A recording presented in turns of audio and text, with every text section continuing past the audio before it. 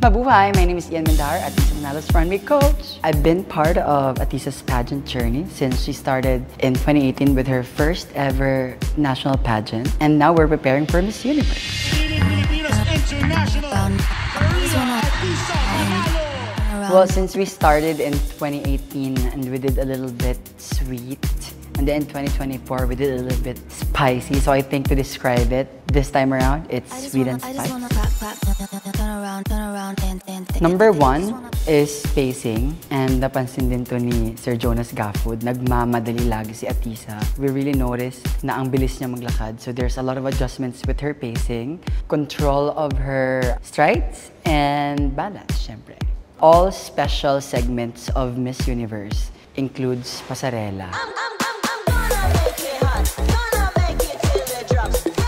Lahat may rampa, even if it's just introduction of the candidate sa rampa, even if it's the opening number. Of course, preliminary competition, yun yung make it or break it. We have the on-stage rampahan that includes yung swimsuit competition, the gown competition, even sa costume competition. That makes it very, very important. And of course, special kasi ito yung tinatawag nilang bardagulan on stage. Makikita ng mga pageant fans, yung talagang puksaan. It's a bird, it's a plane, it's Philippines! Philippines! Actually, hindi nakikita ng mga tao yung ano talaga yung behind the pasarela training. Hindi lang siya nakikita natin sa TikTok or sa mga reels. There's more on that eh.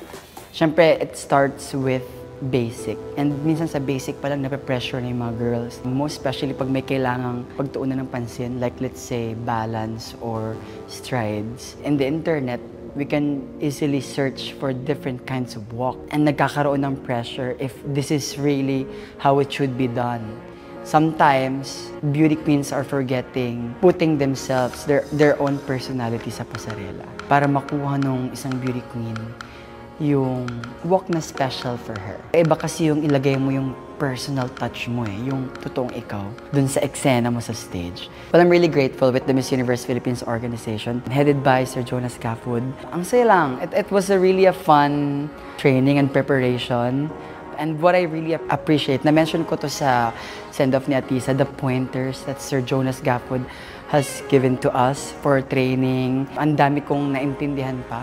And yung mga pointers kasi talaga is very specific for the Miss Universe competition. I mean, I've coached a lot of candidates for MUP and different other pageants. I study it also, but this time around, this is specification. This is really everything about the stage, the on-stage performance. Also, we work together with Atisa's stage presence. Kailan ba dapat ito gawin? Ano bang pwedeng gawin dito? Ano ba yung pwede namin ibalik from before? Ano ba yung pwede namin tanggalin? Diba? That was so much fun. And yun, I'm just really grateful with the entire organization and to Sir Jonas Gafford. Sa training, Atisa is a human being. Human being? Kasi every training, iba talaga. Iba yung na-experience ko with Atisa. But what I appreciate about Atisa is that she's very professional when it comes to telling me na gusto ko may ganito tayo. Gusto ko ito gawin natin ulit. Yun, iba-ibang Atisa. Atisa is Atisa. But every training, iba-iba yung mood. And I think it helped us na ma-form talaga yung mga gusto namin gawin sa Miss Universe. If I will describe Atisa's pasarela in one word, that's pitik. Because hindi niya kailangan ng 3, 2, 1. Pitik agad.